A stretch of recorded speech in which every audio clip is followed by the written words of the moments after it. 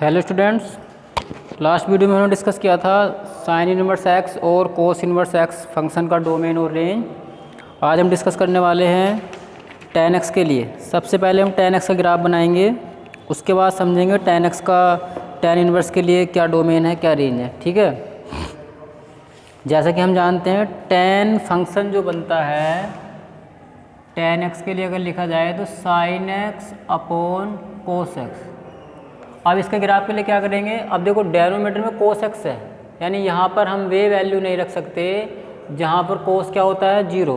Cos zero कहाँ होता है, कोस जीरो होता है 2n + 1 इंटू π/2, जहाँ n किसको बिलोंग करता है, z को।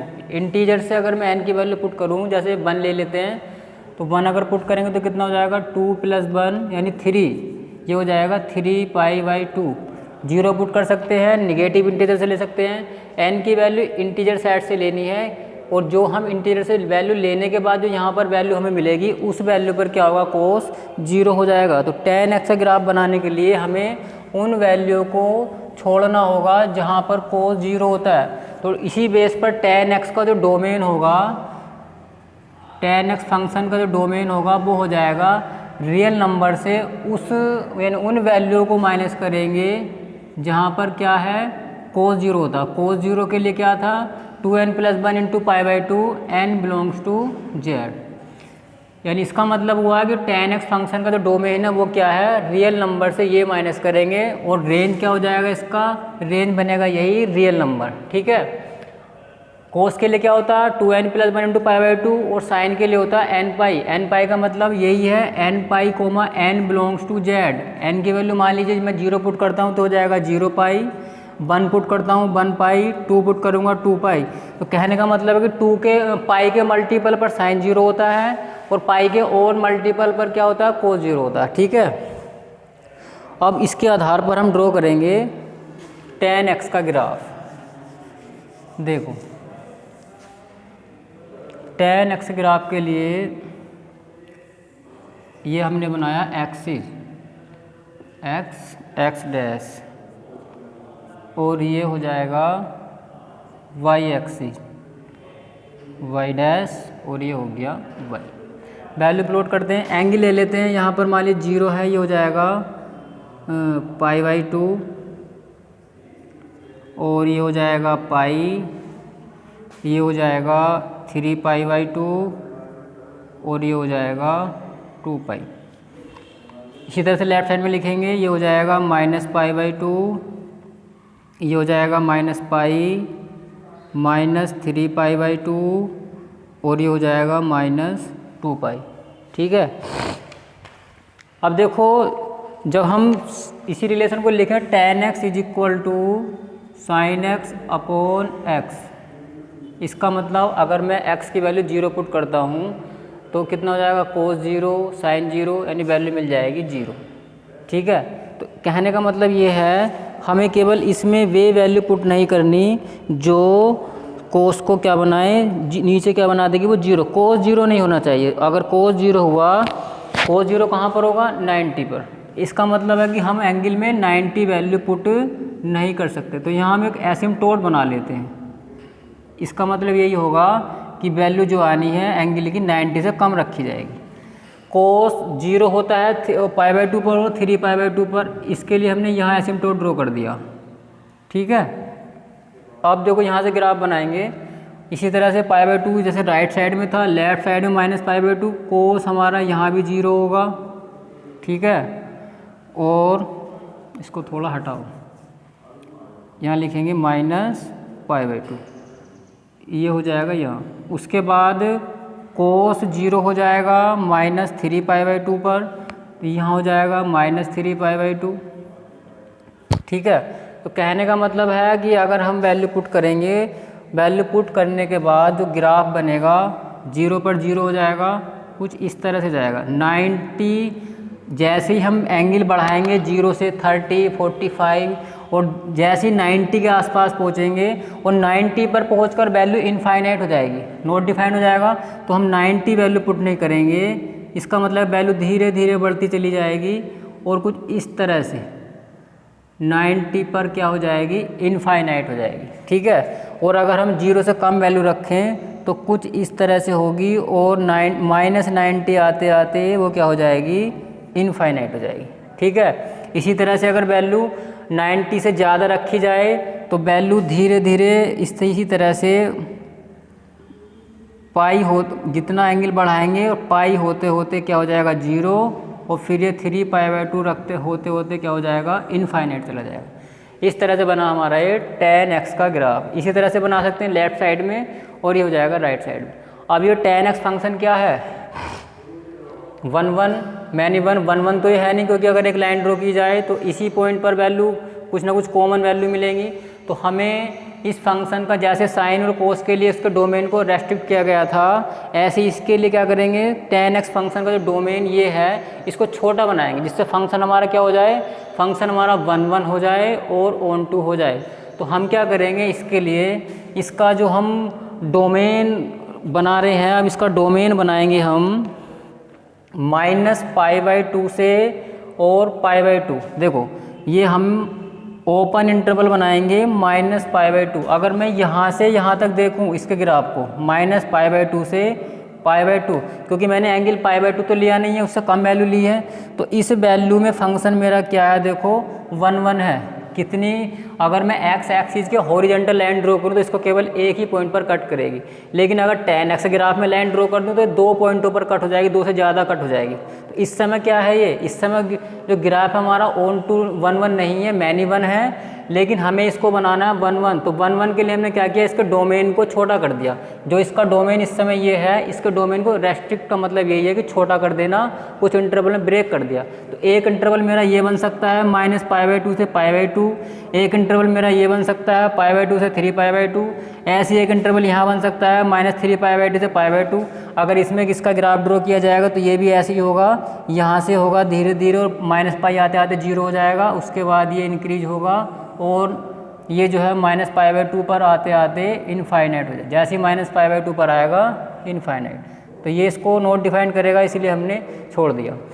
तो इंटरवल हमारे क्या बन रहे हैं, ओपन इंटरवल बन रहे हैं। जैसे -π/2 से π/2, एक इंटरवल बना सकते हैं -3π/2 से π/2, और बना सकते हैं जैसे ये बन जाएगा π/2 से 3π/2।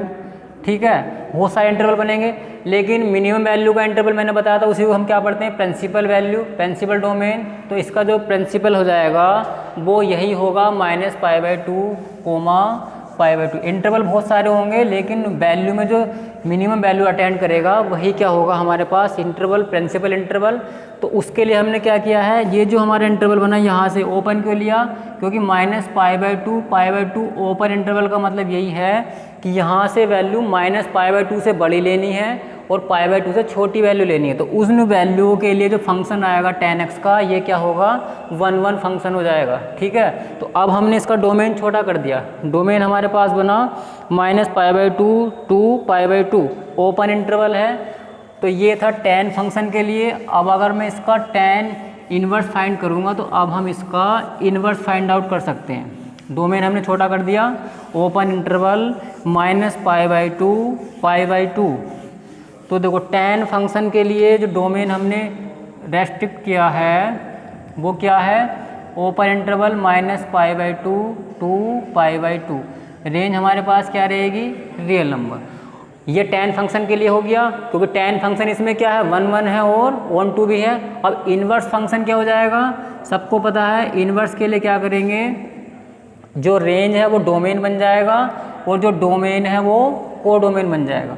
तो डोमेन क्या बनेगा, रियल नंबर, और कोडोमेन क्या बन जाएगा, माइनस रेंज। ये डोमेन है और ये डोमेन है, ये रेंज है। तो इन्वर्स में रेंज डोमेन बन जाएगा और डोमेन रेंज बन जाएगा। कोडोमेन गलत बोल दिया, रेंज बनेगा डोमेन और डोमेन बनेगा रेंज। तो रेंज क्या बनेगा यहाँ पर, डोमेन, और ये जो -π/2 डोमेन बना हुआ ये बन जाएगा रेंज। ओपन इंटरवल क्यों है, क्योंकि हमने ये वैल्यू नहीं ली थी। तो tan इन्वर्स के लिए क्या यूज करेंगे, tan इन्वर्स फंक्शन का जो डोमेन होगा वो रियल नंबर हो जाएगा और रेंज जो इसकी होगी -π/2 से π/2 हो जाएगी। ठीक है, उसी तरह से हम बात करेंगे इसके ग्राफ की। तो अगर हम जैसे अब ग्राफ में क्या है, tan x का जो ग्राफ था वो अभी बना के दिखाया। tan इनवर्स x में क्या करेंगे, जो वर्ग x एक्सिस पर था वो y एक्सिस पर हो जाएगा और जो y एक्सिस पर था वो x एक्सिस पर हो जाएगा, रेसिप्रोकल हो जाएगा। तो अगर इसका tan इनवर्स x का ग्राफ बनाया जाए तो tan x की हेल्प से कुछ इस तरह से ही बनेगा। देखो ये हो जाएगा हमारे पास अब y एक्सिस और ये हो जाएगा x एक्सिस, x डैश, ये हो गया y और ये हो जाएगा y डैश। इसी तरह से नंबर प्लॉट करेंगे तो नंबर हो जाएगा ये रियल नंबर। अब जिसका डोमेन क्या बना हुआ है, इनवर्स फंक्शन में जो डोमेन था वो रियल नंबर था, तो रियल नंबर डोमेन हो जाएगा। तो उसको हम रिप्रेजेंट कर सकते हैं, ये हो जाएगा 1, ये हो जाएगा 2, 3, 4, ये हो गया रियल नंबर। और इधर -1, -2, -3, -4। अब रेंज में क्या आ जाएगा, जैसे यहाँ पर π/2, ये हो जाएगा पाई और ये हो जाएगा प्लस का 3π/2 और ये हो जाएगा 2 पाई। उसी तरह से हो जाएगा -π/2 और -पाई -3π/2, इसी तरह से हो जाएगा। ठीक है, तो अब जो इसका ग्राफ ड्रॉ करेंगे वो जाएगा, अब एसिम्पटोट ड्रॉ करेंगे। एसिम्पटोट जैसे यहाँ पर था π/2 पर 0 हो जाएगा कोस, इसलिए यहाँ पर वैल्यू आएगी नहीं। ऐसे यहाँ पर हो जाएगा π/2 पर, फिर हो जाएगा 3π/2 पर। इसका मतलब ये है कि यहाँ वैल्यू हमें नहीं मिलेगी, इनफाइनाइट हो जाएगी। ठीक है, तो ये हो जाएगा 3π/2। तो जब tan इनवर्स x का ग्राफ बनाएंगे तो कुछ हमें इस तरह से मिलेगा, इनफाइनाइट से आते आते 0 पर हो जाएगा 0 और फिर वैल्यू जो है 0 हो जाएगा, फिर इस तरह से π/2 होते होते इनफाइनाइट हो जाएगा। उसी तरह से यहाँ हो जाएगा, ये जो है पाई पर आते आते कितना हो जाएगा 0, पाई पर 0 मिल जाएगी वैल्यू। और ये इस तरह से ये जो हमारा है ये बना हमारा tan इनवर्स x का ग्राफ। ठीक है, तो tan इनवर्स x के लिए जो हमने डोमेन फाइंड आउट किया वो क्या है, रियल नंबर, और रेंज क्या है, ओपन इंटरवल -π/2 π/2। ठीक है, अब इसी तरह से डिस्कस करेंगे कोट इनवर्स फंक्शन। तो कोट इनवर्स फंक्शन को समझने से पहले हम बनाएंगे कोट x का ग्राफ। तो देखो, तो tan इनवर्स x के लिए जो हम डोमेन बनाएंगे वो रियल नंबर और रेंज बनाएंगे -π/2 π/2। ठीक है, ये ध्यान रखेंगे। ये ग्राफ बना हमारा tan इनवर्स x का ग्राफ। अब हम पहले समझेंगे कोट x का ग्राफ, और कोट x के ग्राफ की हेल्प से हम बनाएंगे कोट इनवर्स x का ग्राफ। अब देखो कोट x जो बनता है कोस x अपॉन साइन x से बना। जैसे tan x बनाया था हमने साइन अपॉन कोस करके, तो वहाँ पर ये ध्यान दिया था कि कोस 0 नहीं होना चाहिए। अब यहाँ पर बना है कोट x, तो कोट x को कैसे लिखेंगे, कोस x अपॉन साइन x। तो अब यहाँ पर जो है साइन 0 नहीं होना चाहिए, और साइन 0 कहाँ पर होता है, साइन 0 होता है n pi n belongs to z। Pi के जो मल्टीपल हैं वहाँ पर n 0 होता है। n क्या है, यहाँ इंटीजर से वैल्यू ली गई है, जैसे 0 ले सकते हैं, -1 -2 -3 या +1 +2 +3 इस तरह से। तो कहने का मतलब क्या होगा, साइन 0 कहाँ पर होता, पाई, 2 पाई, 3 पाई, 4 पाई, या -पाई, -2 पाई, -4 पाई, यहाँ इस तरह 0 हो जाएगा। तो अगर कोट x फंक्शन का डोमेन, कोट के लिए डोमेन फाइंड आउट करें तो डोमेन क्या होगा, रियल नंबर के सेट से उन वैल्यू को माइनस करेंगे जहाँ पर क्या होता, साइन 0 होता। तो साइन ये इस वैल्यू पर 0 होता, n बिलोंग्स टू z। और इसका जो रेंज है, रेंज क्या होता, रेंज यही रहेगा रियल नंबर। ठीक है, रेंज रहेगा इसका रियल नंबर। उसके बाद देखो अब हम इसका ग्राफ ड्रॉ करते हैं। तो ये ग्राफ के लिए क्या होगा, ये हमने बनाया x एक्सिस और ये हो गया हमारा y एक्सिस, y डैश। तो ये देखो इसमें साइन 0 होता है 0 पर, इसका मतलब 0 वैल्यू नहीं रख सकते। तो कुछ वैल्यू पहले प्लॉट करेंगे। ये हो जाएगा π/2, ये हो जाएगा पाई 3π/2 और ये हो जाएगा 2π। लेफ्ट साइड में जाएगा -π/2 -π, ये हो जाएगा -3π/2 और ये हो जाएगा -2π। यहाँ पर लिख सकते हैं 1 और ये हो जाएगा 2 3।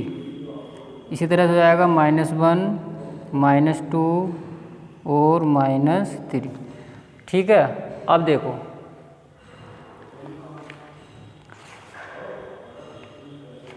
इसमें क्या होगा, वैल्यू जब हम जैसे ही वैल्यू रखेंगे 0 इनफाइनाइट हो जाएगा। एसिम्पटोट ड्रॉ कर सकते हैं, यानी साइन की वैल्यू हम साइन 0 कहाँ होता, पाई पर होता, तो यहाँ हमने एसिम्पटोट ड्रॉ कर दिया।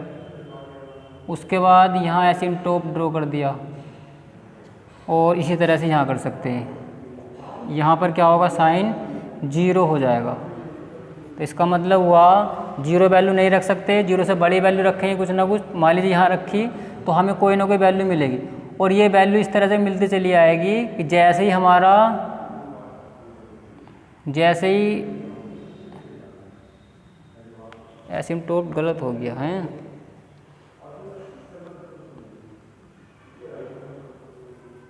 कोस अपॉन साइन, तो वैल्यू पाई पर होनी है 0।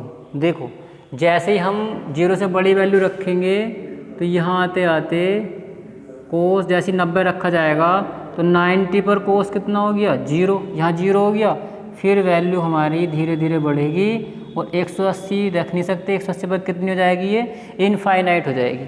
180 पर हो जाएगी इनफाइनाइट। इसी तरह से 180 से अगर थोड़ी सी वैल्यू बड़ी रखेंगे तो हमें कोई ना कोई वैल्यू मिलेगी। और वो जैसे ही हम 3π/2 रखेंगे तो 3π/2 पर कोस हो जाएगा 0। फिर जैसे 3π/2 से बड़ी वैल्यू रखेंगे और वैल्यू मिलती चली जाएगी और 2π पर हो जाएगा ये इनफाइनाइट। मिलाना नहीं है, हटाना है इसको, कोई इनफाइनाइट वैल्यू शो करेगा, ये हो जाएगा इनफाइनाइट। इसी तरह से यहाँ बन जाएगा, लेफ्ट हैंड बना सकते हैं कि इस तरह से ये वैल्यू मिलेगी और जैसे ही π/2 -π/2 होगा कोस हो जाएगा 0 और फिर इसी तरह से वैल्यू हमें यहाँ मिल जाएगी, इनफाइनाइट हो जाएगी। ठीक है, इस तरह से।